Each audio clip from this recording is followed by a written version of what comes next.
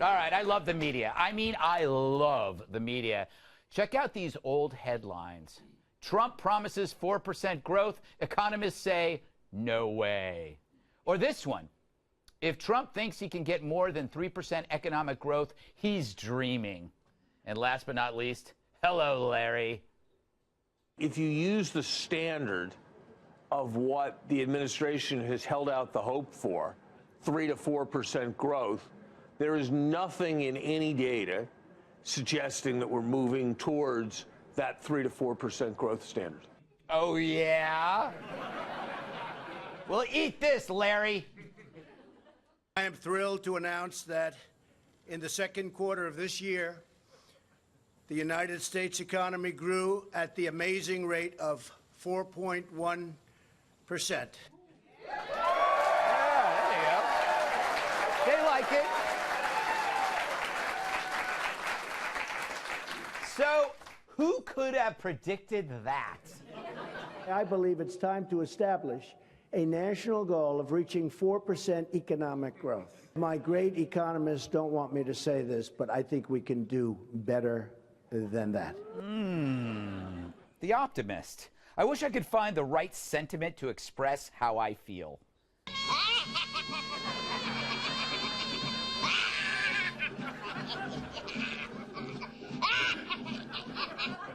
I wish I could remember what I was laughing at. But, so as Trump proves the naysayers wrong, what are the naysayers clinging to? A little piece of leaked audio.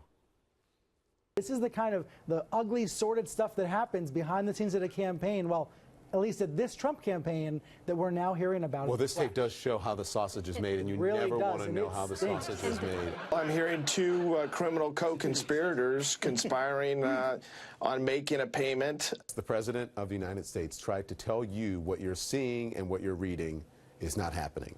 Don't believe what you see with your own ears.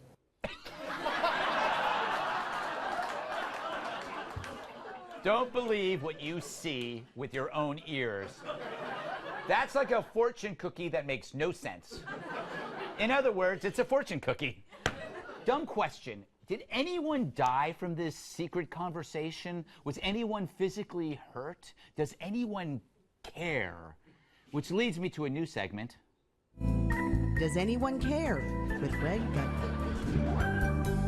All right, tonight's episode, a slimy lawyer secretly tapes his client referring to hush money paid to a centerfold who had consensual relations with a rich dude who later became our president. I know what you're thinking. Where is the honor among playmates? Granted, it's not the sort of deal most of us will make in our lives, but Trump paying a centerfold to keep quiet, I believe that's called Tuesday. Petty cash for playmates to Trump, that's his swear jar. In fact, I wouldn't be surprised if there are more. You're 73, a billionaire, thrice married, living in Manhattan, and you don't have to share your apartment. You're hanging around models. If you only slept with Stormy Daniels and this other playmate, you might be gay. And if he is, I still don't care. You know what I care about? I care about those new Atkins shakes. I love them. They're delicious. ZzzQuil. I wonder sometimes if I love that too much. And world peace. What's not to love? Those things matter to me. Trump's love life, that's not on my list. But now I realized that it matters. For example, right now in North Korea, they're dismantling rocket sites. Why? Obviously because Trump may have slept around. The Europeans just stopped scamming us with tariffs. But according to CNN, before that, Trump may have slept around. The GDP for this quarter just hit 4.1%, and to celebrate, U.S. Steel just reopened a plant in Illinois. But according to sources before that happened, Trump slept around. We scrapped 3,000 useless regulations. We created an economic boom, but Trump slept around. So wait a second. I sense a trend here. What experts call a correlation.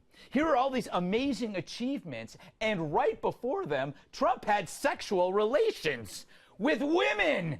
Could it be that all of this good news is due to that?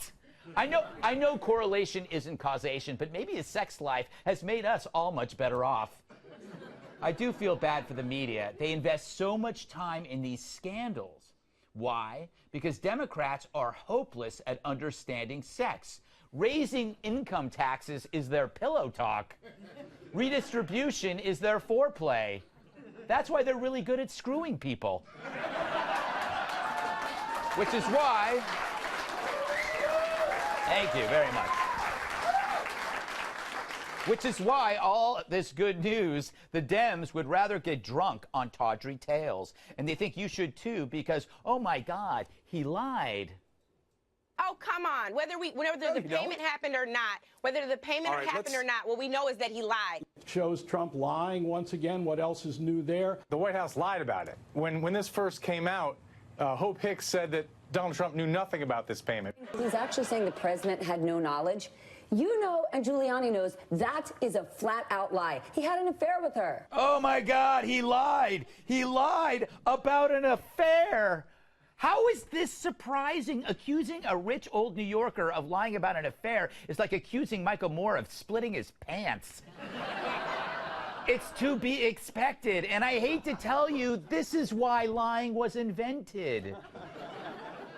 Do you remember the first lie? The Garden of Eden, that snake? Oh, no, no, he's just a friend.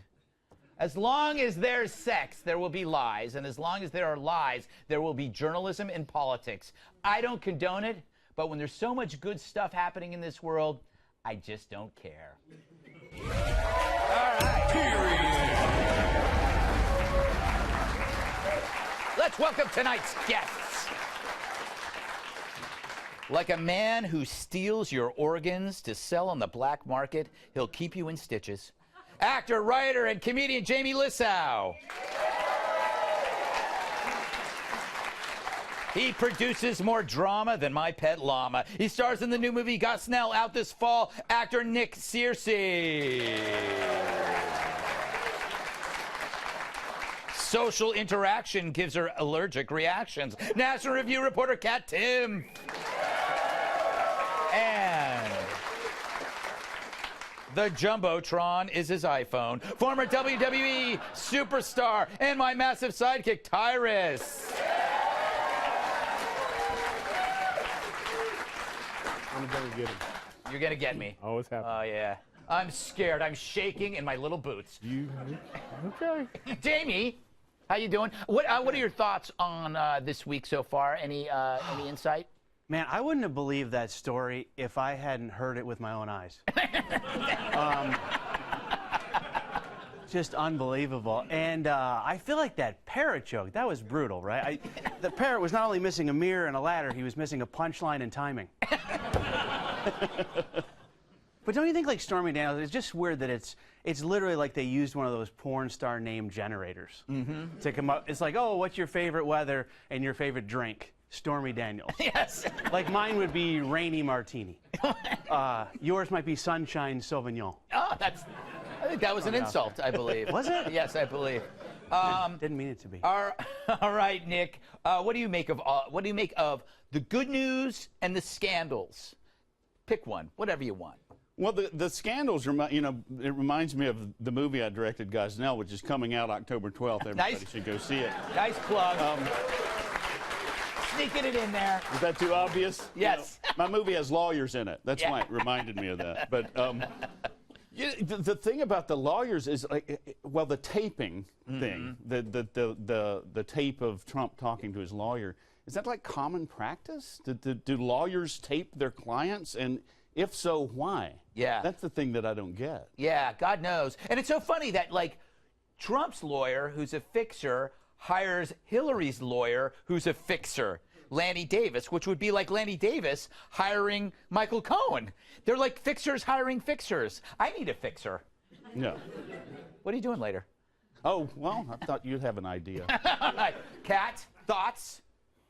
I can't even begin to tell you just how little I care who anyone has sex with.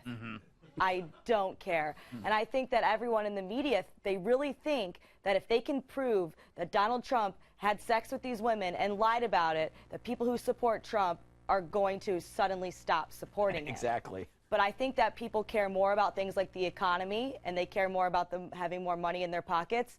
It's not that they don't believe it. It's not that they're stupid. It's that it just doesn't really matter.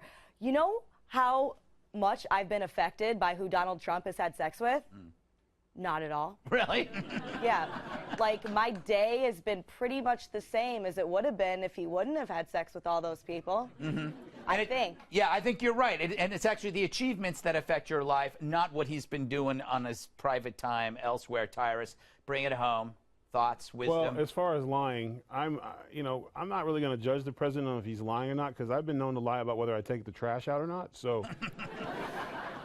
what do you guys call it? White lies? Yes. Yeah, that's like my thing. So, I just feel like, and we talked about this before, they love the scary movie. Yeah.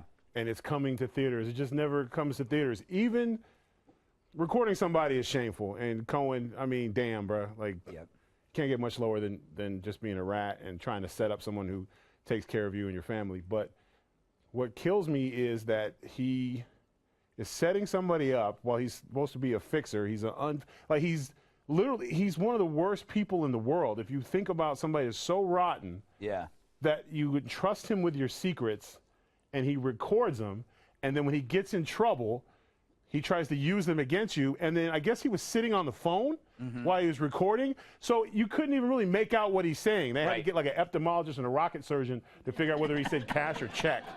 Like, it's literally the worst. Like, he's a really bad blackmailer. Yes.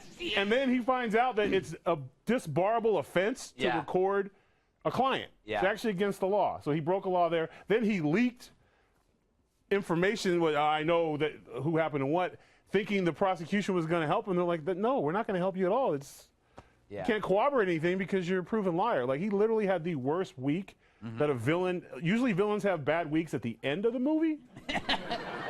This dude started out with, like, here's my plan, and, like, he got arrested. Like, literally, he's the worst villain I've ever seen. Like, you would think he'd be better. Yeah, I got to close it out, but I think what drives me nuts is when you watch the other networks, they're, to Kat's point, they're ignoring what matters.